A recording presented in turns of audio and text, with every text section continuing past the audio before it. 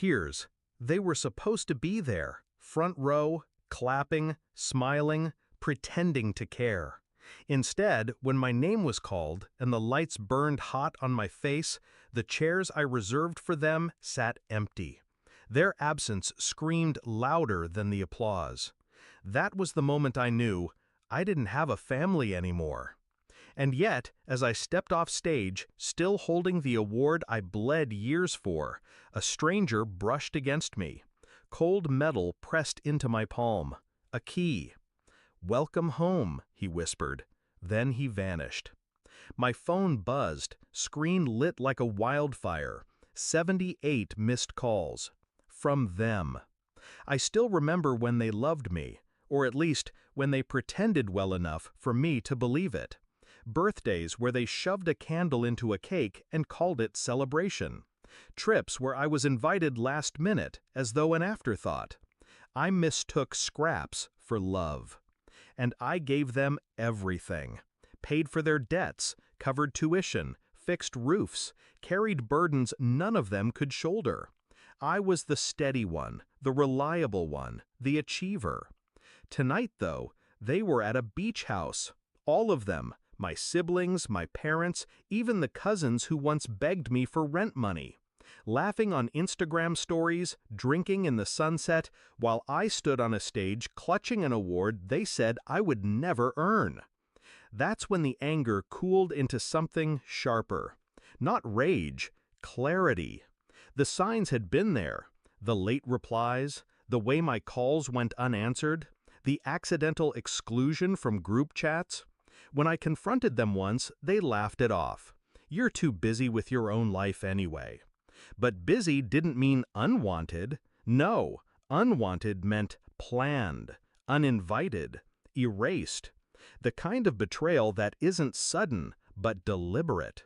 So I started planning, quietly. I didn't confront them. That would give them power, let them defend themselves, twist guilt into excuses. Instead, I smiled, kept sending money, kept playing the role they thought I'd never step out of. Meanwhile, I began rewriting the story. Step 1, the property. Every house I had gifted them was still in my name. Legal oversight on their part, intentional foresight on mine. They thought I was careless. I was meticulous. Quietly, I filed transfer orders. Ownership revoked. Step 2, the finances. Years of funneling their loans through my accounts left trails they couldn't see. I saw them, and I closed them. Every line of credit they used, every account tied to my guarantees, I severed them. One call to the bank, one email to the board. Overnight, their safety net snapped. Step 3, the truth. I didn't scream it from rooftops. I slipped it, piece by piece, into the right hands. Tax officials, employers, business partners. The kind of truth that doesn't need a voice, only documentation. I built their downfall brick by brick, smiling at family dinners, nodding through their complaints, until the foundation under them was hollow. The key in my hand that night wasn't random.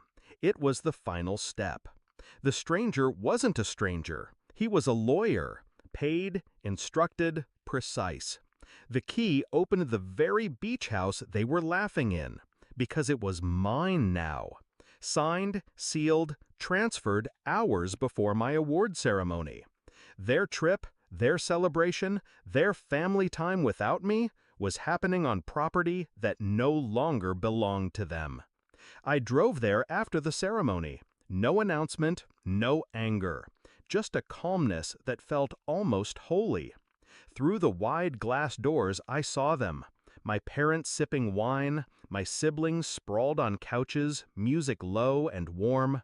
They were mid-laughter when I stepped in. The sound died fast. My mother's glass froze mid-air. My brother stammered, "You weren't supposed to—" "I wasn't supposed to be here?" I asked, voice low, almost kind. I laid the award gently on the table. Its metallic edge caught the lamplight. "You missed my night. So I thought I'd visit yours. My sister shifted uncomfortably. It wasn't personal, I cut her off by placing the key beside the award. This, I said, is mine now. The deed was signed today. Your guests in my house. Confusion turned to panic as the words sank in. My father demanded, "What have you done?" "Nothing you didn't teach me," I replied. Planning, positioning, choosing myself over others. They tried to argue, of course. Shouts, accusations, even tears. But I watched them the way a surgeon watches a body under anesthesia. Clinical, detached, already knowing the outcome. One by one, I explained it to them.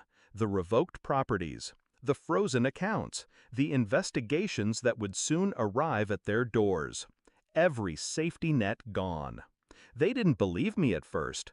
Then phones started buzzing, emails pinged, notifications rolled in.